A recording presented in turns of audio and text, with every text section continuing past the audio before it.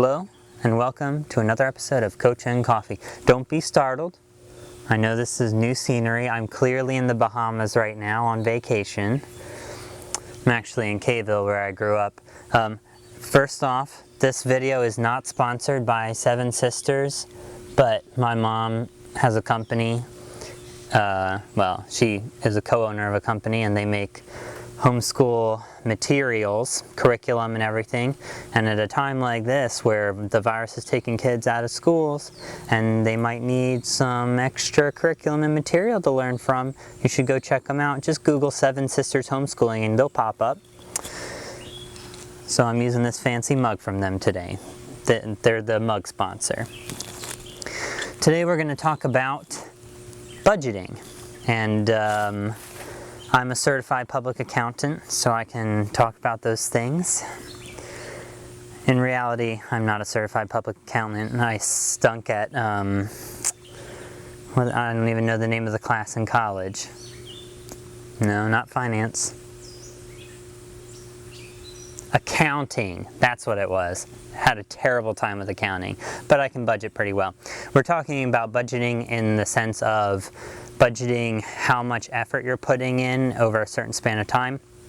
That could be a day, it could be a week, it could be a month, it could be a year, it could be over an extended period of time. We're going to keep it a little shorter time frame today and call it a week to a month. So we'll go over those two different time frames. And the reason we're talking about this is because there were political figures once upon a time who said some really funny things about the amount of energy you have in your body and it being limited over your lifespan to a certain amount. That's in a sense true, but isn't actually true.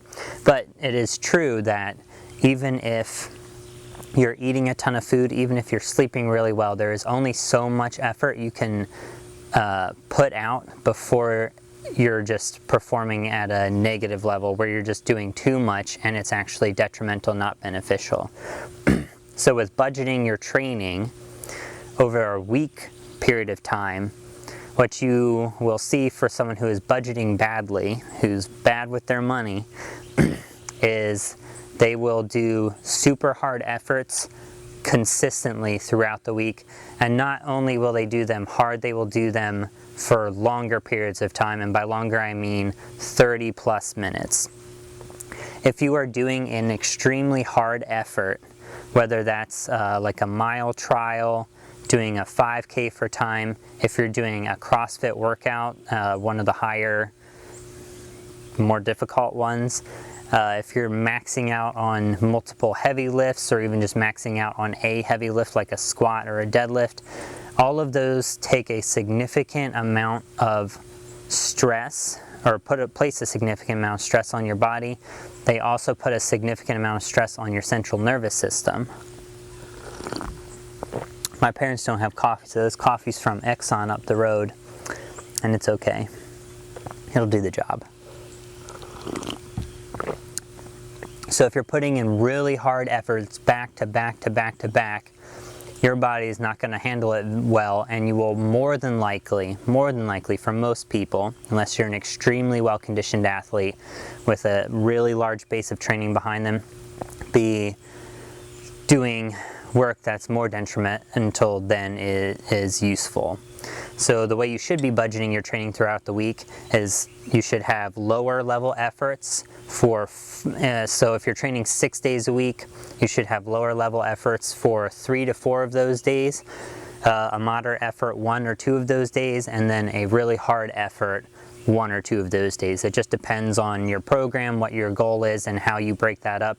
But for instance, someone who's training for like a Spartan stadium, they might want to be doing 3 days of lower effort things where they're working on techniques for obstacles, or they're working on just building their endurance base or whatever, or just strength training at a less intense volume or weight. So 3 days of that, and then they do 2 days of moderate effort where they kick up the effort a little bit, whether that's strength training, cardio, whatever, and then they throw in a day of really high effort.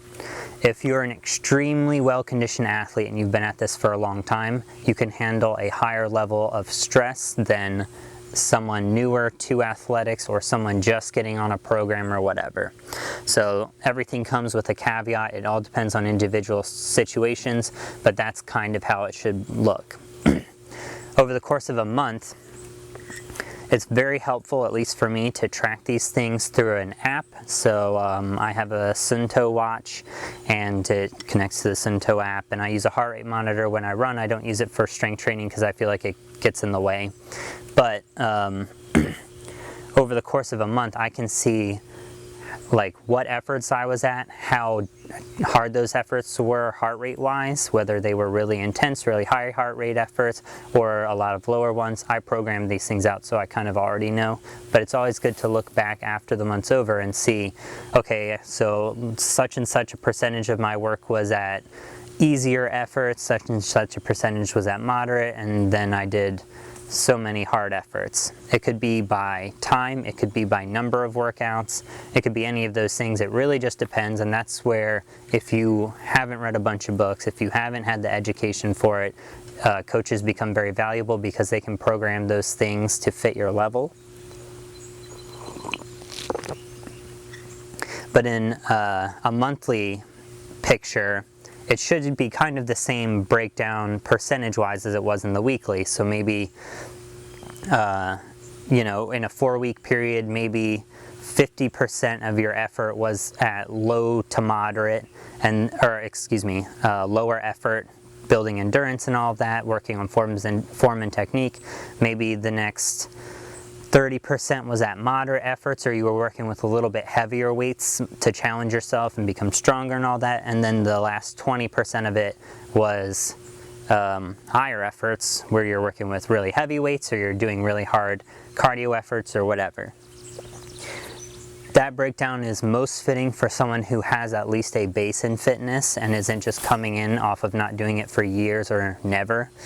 If you're completely new to it, you should have a much more extensive lower effort to begin. So more like 60 to 70% of your effort should be at low intensities, and then, you know, 20 at moderate and maybe 10% at hard.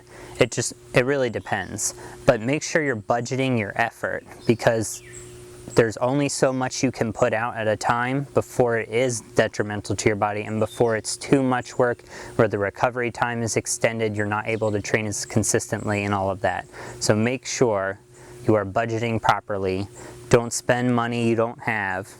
Don't use energy that you can't afford to be using for things that you don't necessarily need at that time. A lot of people in today's fitness world have a mentality of going all out every single workout.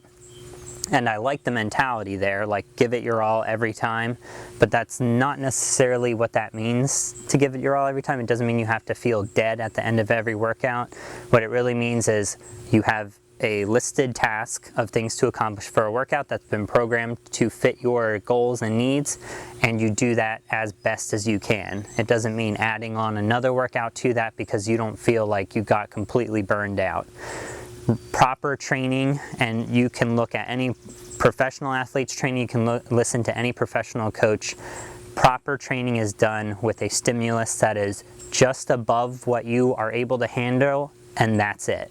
You don't go and push the limits by multiple factors. You just go right above what you're normally capable of doing, and you stop. You recover and you repeat, and you're always just very slowly pushing that measure up a little bit higher. If you do that, if you budget properly, you will see progress made significantly more consistently over time than if you're throwing down every single workout, gassing yourself and going until you feel like you are beat. Running yourself into the ground isn't gonna make you a better athlete when you're doing it all the time. Just like spending all the money in your bank account isn't gonna make you any richer, ever.